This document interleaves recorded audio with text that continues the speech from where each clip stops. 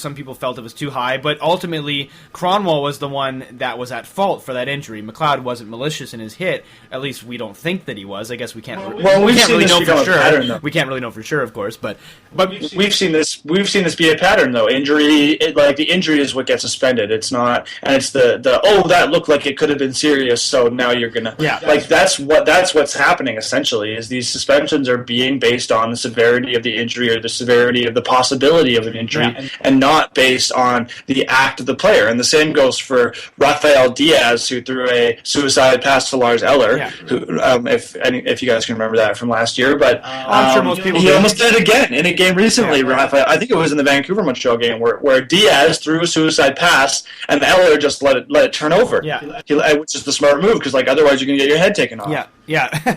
Diaz has to work on that, I think. I know, it's not great, and especially we have Yemelin out right now too, so we need defensemen that can actually play the position properly instead of killing forward. And to sidetrack from the injury talk for a second, how good is the Galchenyuk, Eller, and Gallagher line? It's one of the best lines. It's one of the best lines in hockey right now. It's terrific. Right now, and I think I've go into this pretty much every episode, and Montreal's depth and chemistry compatibility is not like it's not like some teams that are deep where it looks like they have a first line and then 3 second lines. Montreal's not that talented, but suddenly the chemistry comes out of nowhere. Desharnais gets moved to the third line because he's cold. Eller, Galchenyuk, and Gallagher step up as the new second line, and it just starts to click. It starts to work. So whatever the combinations they'd come up with, one of the lines always seems to just get rolling. Well, sometimes in hockey it's funny, that's just the way it works. I mean, sometimes lines just click and they just have this chemistry, and it's kind of like the dream situation for any coach. You throw a bunch of lines together and you work with what sticks, right? I mean, and Therrien got lucky there. I mean, he put the three together and they just found this instant chemistry, and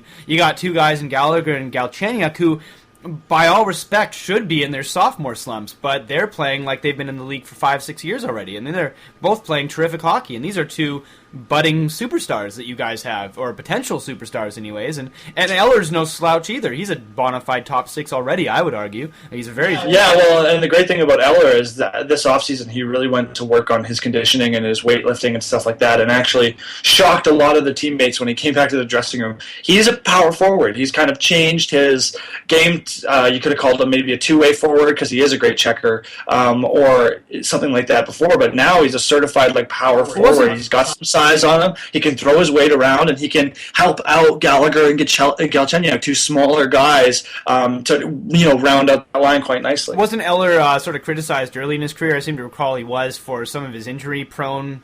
Well, to be injury-prone, did he not get injured a bit early in his career? When he was with St. Louis and a little bit in the juniors and minor leagues and things like that, but the only major injury he sustained with Montreal was from that suicide pass, right. And that's pretty much it. I think the season we got him, he was kind of in and out a bit, but that's also because he was a rookie. He didn't really have a solid place in the lineup at that stage because we didn't know what kind of player he was going to be. So it ended up working out really well, but I think he's kind of shaken that role of the guy who gets injured, and it's kind of funny because the opposite thing is happening to another young star in Edmonton, which is Taylor Hall, and he's off again now. This is a guy who can't seem to stay off the injured reserve list. Yeah, which is too bad because he's Edmonton's best player, or has been Edmonton's best player thus far, really. So it's too bad for them. Totally digressing there. We were talking about the suspensions a little bit. I just want to throw this out there. Patrick Coletta, who got suspended for 10 games for his elbow on Jack Johnson, who didn't get injured on the play, I should add. But Coletta still got the 10-game suspension just because he's pretty much been suspended 3 times a season for the past 2 years. The guy is just one of the most...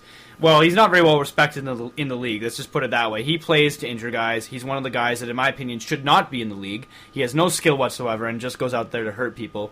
And it's unfortunate that he's put in a position where he can do this, but I think the main reason he got that 10-game suspension is just because of his history. But now he is, with this new regulation that's in play from the last lockout, he has the ability now to appeal that. And now today he actually spoke with Gary Bettman to possibly appeal the process with the NHLPA's approval.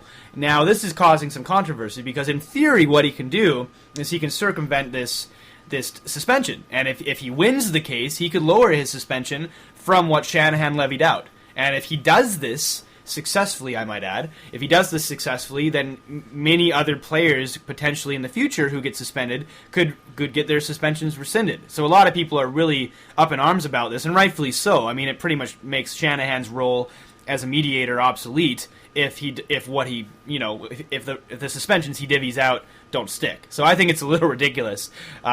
However, there's also the risk that this runs. When he met with Bettman today, Bettman has every power now, because he called this appeal, to give him more games. So Bettman might potentially give him 20 games if he feels it's necessary. So it's not necessarily to say that Kaleta is trying to work his way out of this. He's probably understanding that he might get more games out of it. But to me, it seems like kind of a stupid thing that you can appeal a suspension. I mean, once you get the suspension, it should just stick, right? Am I wrong there?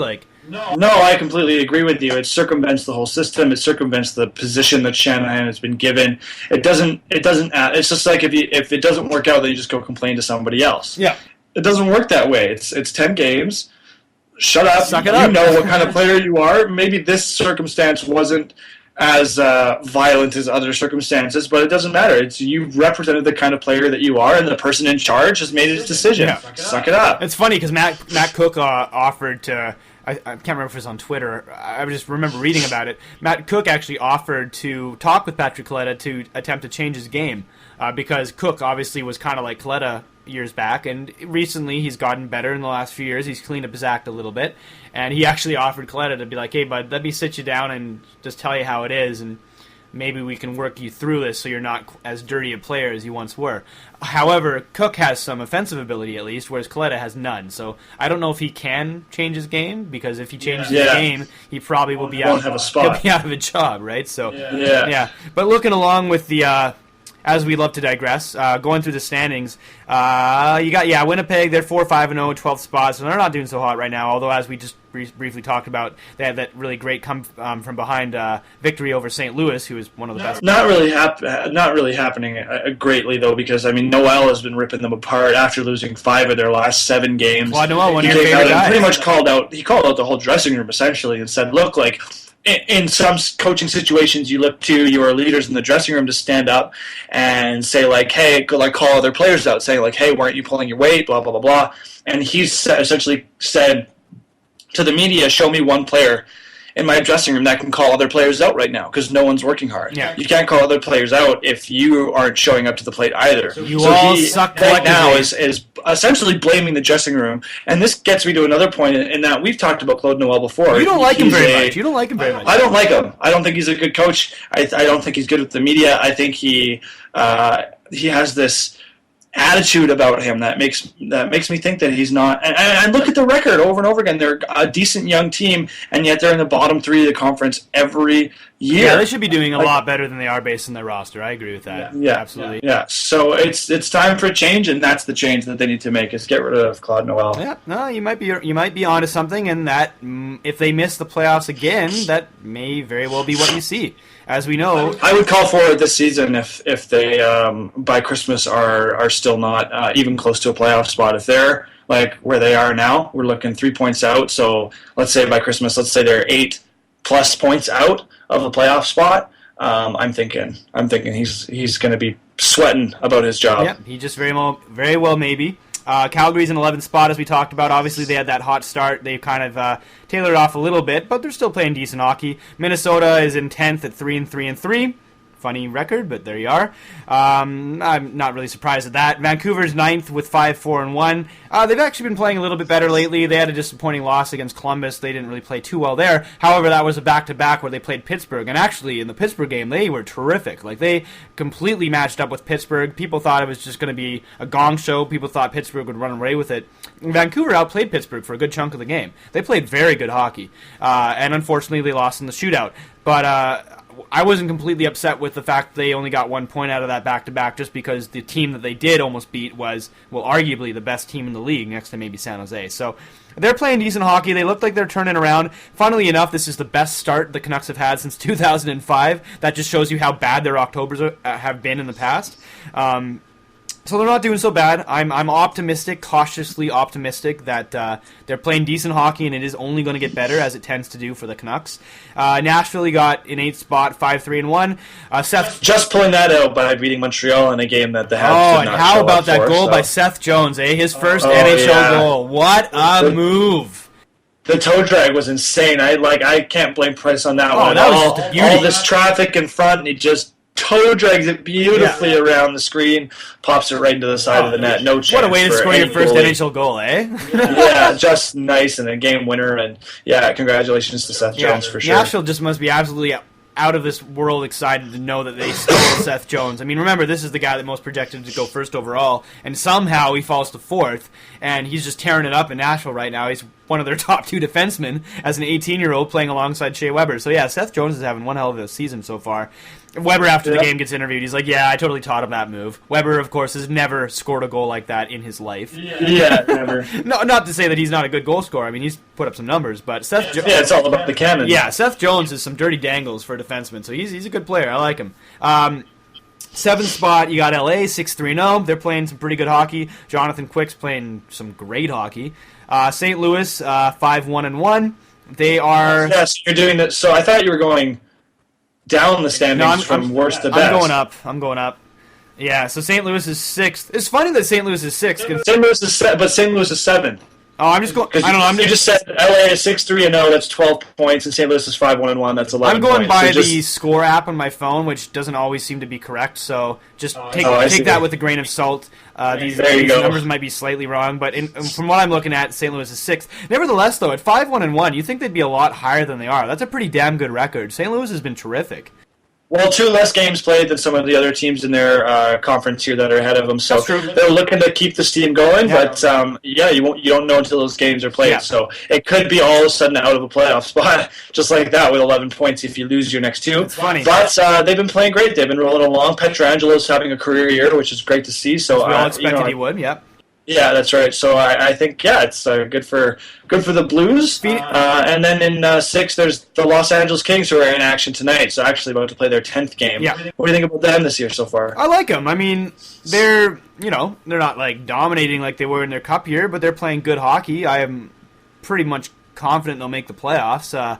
They're probably not playing incredible hockey right now, but they're playing good hockey, and I'm thinking I'm liking their chances. I think they're going to have a good year. But how about this? 5th place, you got Phoenix at 5-2-2. How about Mike Smith, scoring that goal? He's the first goalie to score a goal in, I think, 4 seasons, was it? I can't remember the last time a goalie did it. No, it can't be that one. 3 I feel seasons? like one happened last year or the year before that. Did it happen? I'm racking my brain to think the last time a goalie scored a goal, and nothing comes to my head instantly. It was definitely at least 2 seasons ago, but I'm thinking more like 3 or 4. But whatever, if we could figure that out for you, we will. Nevertheless, though, the Mike Smith goal, the reason this is so impressive, he lets a cannon loose. Like, this wasn't just like a gentle lob from ice to ice, like from one zone, from one end of the ice to the other. He took a slap shot. Like, he had a nice shot. That was like a shot a player should make, like not a goalie. Like, it was a really impressive shot. He gets the puck, sweeps it down from the air, gets it right to his stick, all within the span of like 2 seconds. It looks like he practices this every day. And through like a body of through like 8 or 9 bodies, just watch the clip on YouTube if you can. YouTube Mike Smith goal. It's really good. Like, it's one hell of a shot. He gets it down the ice really, really quickly. I think it surprised everybody because it got out of the zone within the span of like a second, and it literally took like 3 or 4 seconds to clear the ice, and it was in the net. So that was really impressive. I don't think I've seen a goalie since maybe Ron Hextall shoot a puck that fast. Like, that was really something else. So I don't know what maybe how you looked it up, but I found it. So the last goalie to score a goal on net by shooting it was getting the Bakov in 2002 against the Vancouver Canucks, who had pulled Dan Kuchek. I remember that game. That's the last goalie to score a goal by shooting it. The last goalie to be credited with a goal Brodeur, was right? Brodeur's last year. He scored his 3rd. Yeah, no, Brodeur. I know the Brodeur. I wasn't. Well, yeah, I should have been clear. What I meant to say was a goalie that actually shot the puck. I know that Brodeur got credited, obviously, last year for that fluky goal. Jordan Staal. Yeah, I know about that. But what I meant to say was the last goalie to physically score a goal like that was a long time ago. And yeah, as you said, it was. Yeah, there you go. The Nabokov in 2002. So 11 years ago. It's been 11 years. That makes me feel really old because I remember that game so clearly because it's like I was thinking at the time like, oh yeah, of course it has to be against the Canucks, right? Like that's just so appropriate. Yeah.